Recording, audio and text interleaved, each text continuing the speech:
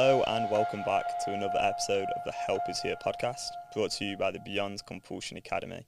Today I'm going to be talking about one of my experiences of erectile dysfunction and also talking a bit about hookup culture as well. For a long time I was in a porn addiction and I glamorized sex massively. And I remember this one time in particular where I had erectile dysfunction. There were a number of times where I had erectile dysfunction, probably, I don't know, I reckon 8 or 9 times, throughout my life, yeah, quite a lot. I think when I got comfortable with a girl, I wouldn't always have this erectile dysfunction, but with like hookups and casual sex, it'd come up or it wouldn't go up quite a number of times, I should say. So yeah, let me talk to you about one experience in particular, because I remember this one really, really well. And like, I look back on it and I'm just disgusted by myself, to be honest. And the worst thing about this experience is whether I had erectile dysfunction or I didn't in this experience, the whole pathway towards potentially having sex with this girl, to me now, I look back on it and I see it as completely compulsive. I see it as part of me being in that porn addiction.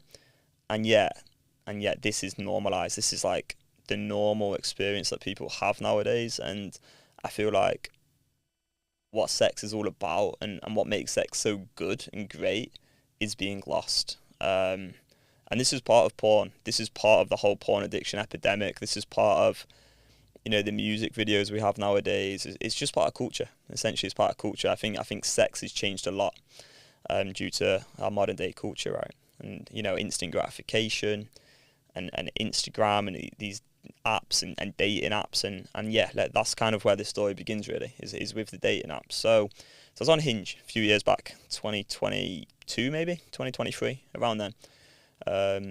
Yeah, I'm in a very committed relationship right now. I absolutely love my missus, so it's going to be a bit weird if she ever hears this back. She probably won't want to hear it, but we'll go there anyway. She doesn't actually listen to these episodes, so I doubt she will. Okay, so yeah, I'm on this Hinge app and I'm connecting well with this girl. This girl's a couple years younger than me. I'm probably about 23, 24 at the time. She's like maybe 21, 22. She's from America, and I really like America. Getting on really well. We decided to meet up for a drink, so we go out for a drink, and it was weird. It was a really weird experience. I may have spoke about this before, I can't remember, but we were going like back and forth, and she was kind of giving me banner, but like, just felt like she was kind of roasting me a bit. People talk about negging, and obviously you have a bit of a laugh sometimes on a first date, and you are going to have a bit of banter, a bit of back and forth, whatever. And I hate saying that word banter, it just sounds so cringy now. It's like a bit of a meme, but anyway, we'll go with it. But yeah, this girl's kind of going in a bit hard. Like, she's kind of giving me a bit of a proper roasting, to be honest. And she was very much in that kind of TikTok-y, sort of Instagram-y, dating app kind of mentality, where you just sort of objectify and you kind of see people as these different commodities. You're judging every aspect of them. How tall are they? What's their voice like? How strong are they? Have they got tattoos? All this sort of random shit, all the superficial shit. It's kind of part of our modern day culture, all this extra judgment of people. And so she's giving me a full-on roasting, judging me across all these different areas. I don't know, commenting on my trainers, commenting on my height, all this shit. And looking back, I could have just walked out and been like, fuck this, like, I'm not dealing with this.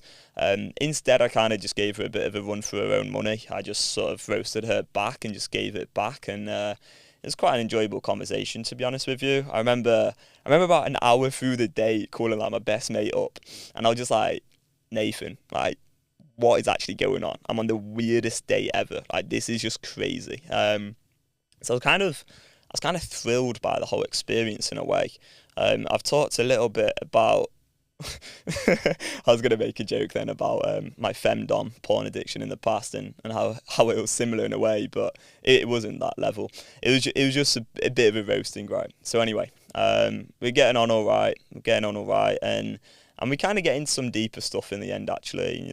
We're kind of opening up to each other, and we get on a bit better. And I remember just going, all right, well, I'm off now. Going home after a couple of hours, and the kind of night had ended up going okay, I suppose. It was a very weird night, and we had a bit of fun, I suppose. But we hadn't kissed or anything like that. But I get home and I receive a message from her, and she's like, "Oh, so you're not gonna kiss me goodnight? Like, how come you didn't kiss me at the end? Blah blah blah." And I was completely shocked by this, if I'm honest, because I remember thinking like, Jesus, like this girl really wasn't into me. Like, she's giving me a complete roasting. I don't know if that really went that well. But yeah, she messages me that, and having a bit of flirty banter or whatever. And then she like sends me some photos of herself, like wearing less clothes than she was on the date, I suppose I should say.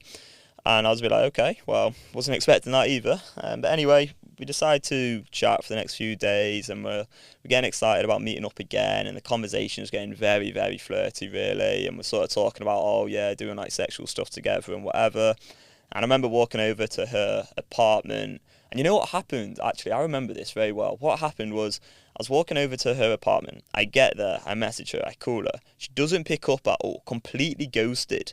And I was in a complete porn addiction back at this point, by the way, so I didn't have much self-respect at all. But anyway, she completely ghosts me, get to her apartment, all right, nothing. Walk back home, and it's probably about a 25, 30-minute walk as well. I walk back home, and then she like messages me, and she's calling me, and she's like, oh my God, I'm so sorry, I was asleep, blah, blah, blah, I was asleep. Please come round. So, as I say, I had like no self-respect. This girl's just roasted me on the first date, but just because there's this like tiny chance of sex, I'm like, oh yeah, let's go. So I'm all excited about having sex with this girl. I stick my headphones back in, I'm listening to some rap, and these rappers that I'm listening to are just like objectifying women, using derogatory terms and all of this stuff. Go over to this girl's flat for the second time that night. This time she's there. All right, cool. Well, that's a little bit better. We go up to her room, and she's literally just straight into her bed. She doesn't offer me a drink. We don't spend some time like in the living area. Straight into her bed. I'm like, okay, like whoa, this is moving a bit fast. And then yeah, we're getting it on. We're getting it on. So cringy. I hate talking about this stuff. It just sounds so weird. But anyway, yeah, we're getting together. And then Shrivel comes back. My penis couldn't have been any more flaccid if it tried. There was just nothing there. It was like playing football on a cold Sunday morning in winter. It was shocking. It was devastating. My manhood had been stolen, ripped out of my heart in that moment, and we end up doing some other stuff. But I leave her flat. I'm feeling shame, I'm feeling low in confidence, and I'm feeling even less self-respect than ever. So I go back home, and she wanted to see me again, surprisingly. So my erectile dysfunction hadn't impacted the date too badly. I'd performed well in other areas of the night. Anyway, so she wants to see me again, but I had a holiday to Italy with my family. I ended up saying like, yeah, I'll see you when I'm back from Italy, and then just never messaged her. So that happened, and that was really the end of that. So that's kind of my story of erectile dysfunction, but I'm not going to leave you there because there's some crucial points to take away from this video, right? At the end of 2023, I got help and support in overcoming porn addiction from a woman called Mary Paulus. Mary has worked in addiction recovery over 35 years. Now, she taught me everything I needed to know to actually rewire my own brain, change my thought patterns, take back control of my life, and overcome porn addiction, absolutely, and also overcome erectile dysfunction. It's now been around a year since I've looked at porn, and sex is great these days. If I'm honest, I get erections like I've never had before. It's pretty crazy. And the cool thing is as well, I don't even actually get turned on by porn anymore. Like, not even in the slightest. Whereas like I say real women, but I don't want to use plural there because I've got a girlfriend. But yeah, just my girlfriend, she turns me on like absolutely crazy. Like never before, which is great, it's cool. So you definitely can overcome porn addiction. You definitely can overcome erectile dysfunction. That's absolutely possible for you. But here's the thing I really want to get across in this video is hookup culture, casual sex, this idea that you can just be messaging someone and spend a couple of hours with them, maybe you get on okay, but then you go to their flat and you're in their bed like immediately. I just find it sickening. I just think it's disgusting, and I think it's really part of our culture nowadays, and it's been so normalized, just like the porn. But I don't think it's really much better, to be honest. I think it's not. It doesn't seem very natural or normal to me.